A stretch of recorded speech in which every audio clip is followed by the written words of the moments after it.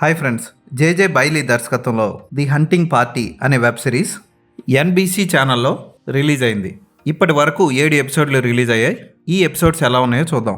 భయంకరమైన శాడిస్టులు సైకోల్ని భూమి అడుగున ఒక గొయ్యిలా తవ్వి ఆ గొయ్యిలో ఒక జైలుని కట్టి ఆ జైల్లో వాళ్ళకి థెరపీ అందిస్తూ ఉంటారు స్పెషల్ పోలీస్ డిపార్ట్మెంట్.